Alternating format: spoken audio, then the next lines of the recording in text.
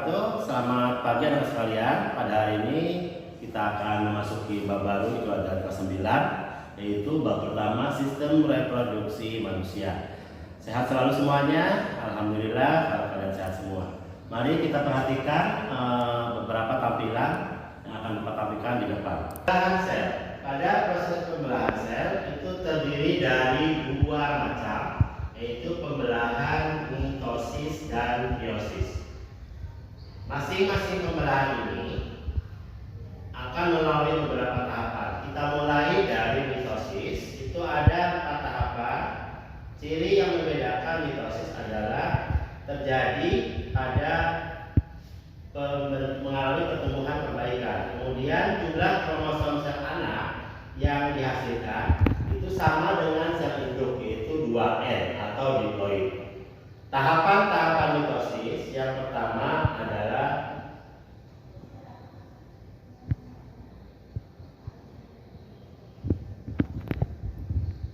selanjutnya. Yang pertama adalah profase. Di profase ini kita perhatikan, silakan oleh kalian. Itu ada ciri khas, itu nah, di situ benang-benang kromatin akan memendek dan menebal berbentuk kromatin. Kemudian selanjutnya sampai tahapan 5, benang spindel mulai terbentuk mengatur diri sedemikian rupa sehingga menyerupai bentuk pasang aster. Setelah profase dilanjutkan dengan fase mitosis yang kedua, yaitu metafase. Di metafase kalian perhatikan, itu yang paling prinsip adalah setiap kromosom masih terdiri atas 2 kromatin. Kemudian pada setiap sentromer ada 2 kinetokor yang masing-masing dikaitkan dengan benang spindel. Kemudian tahapan yang ketiga dari mitosis adalah anafase. Di anafase ini benang-benang spindel memendek, kromatin bergerak menuju kutub yang berlawanan dan diikuti dengan terjadinya pembelahan sitokinesis, pembagian cairan sitoplasma. Ya, itulah tahapan mitosis. Ya, anak-anak, kita lanjutkan yang terakhir untuk mitosis, satu lagi telofase. Itu di sini dijelaskan kromatin telah sampai di kutub yang berlawanan dan selanjutnya kemudian sitokinesis selesai, terbentuklah 2 sel anak.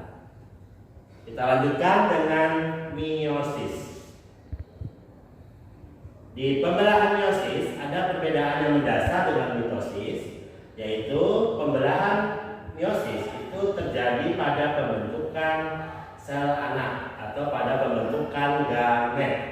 Pada meiosis itu mengalami 2 pembelahan inti 2 kali, sehingga nanti akan dihasilkan 4 sel yang haploid atau N.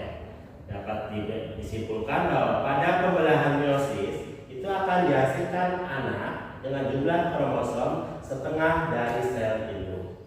Mari kita perhatikan lagi tahapan pada pembelahan meiosis ada 2, sama seperti mitosis ya. Ada profase 1, ada metafase 1, kemudian anafase 1 dan telofase 1.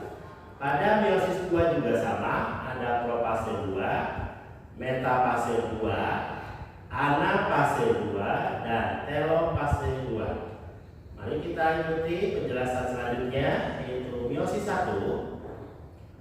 Di profase 1 seperti inilah yang akan terjadi ya.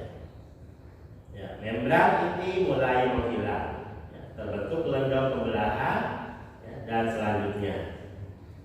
Kemudian di meiosis 1 masih metafase tahap 1 seperti ini. Kromosom, masing-masing kromosom berikatan dengan benang-benang spindel pada bagian sentromer. Anafase 1 itu terjadi membagi isi kromosom diploid menjadi 2, menjadi setengahnya atau haploid. Perhatikan pergerakan kromosom dari bidang pembelahan menuju ke kutub masing-masing. Itu anafase 1. Dilanjutkan dengan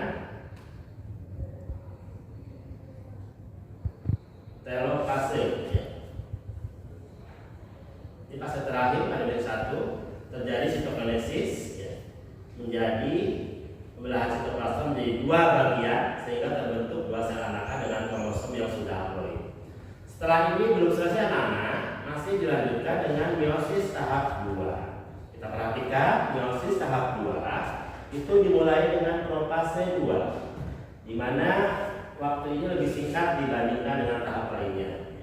Sama seperti profase 1. Kemudian dilanjut dengan metafase 2. Di metafase 2, sekalian, di sini ada ciri-cirinya. Setiap kromosom haploid berisi 2 kromatid tertarik ke bidang ekuator. Perhatikan. Terbentuk benang spindel, salah satu ujungnya melekat pada sentromer, kemudian mereka menuju kutub pembelahan yang berlawanan. Perhatikan pergerakan daripada kromosom. Lanjutkan dengan anafase 2. Nah, di anafase 2, Bapak sekalian perhatikan lagi, spindel itu benang spindel menarik kromatid menuju kutub yang berlawanan, yang pada akhirnya membran sel mulai melepuh atau terbentuk. Dan inilah fase terakhir dari meiosis 2, yaitu telofase 2. Ya, perhatikan terjadi sitokinesis sehingga terbentuk 4 sel anak. Demikianlah anak-anakku sekalian, kesimpulan yang dapat kita ambil dari tayangan tadi. Perbedaan antara mitosis dan meiosis. Pada pembelahan mitosis itu terjadi pada pembentukan sel tubuh dengan hasil kromosom sama dengan jumlah sel induk. Sedangkan untuk meiosis itu terjadi pada pembentukan sel gamet atau sel kelamin, di mana sel anak akan memiliki jumlah kromosom setengah dari sel induk atau yang kita sebut haploid. Demikianlah sampaian Bapak untuk materi pembelahan sel. Terima kasih.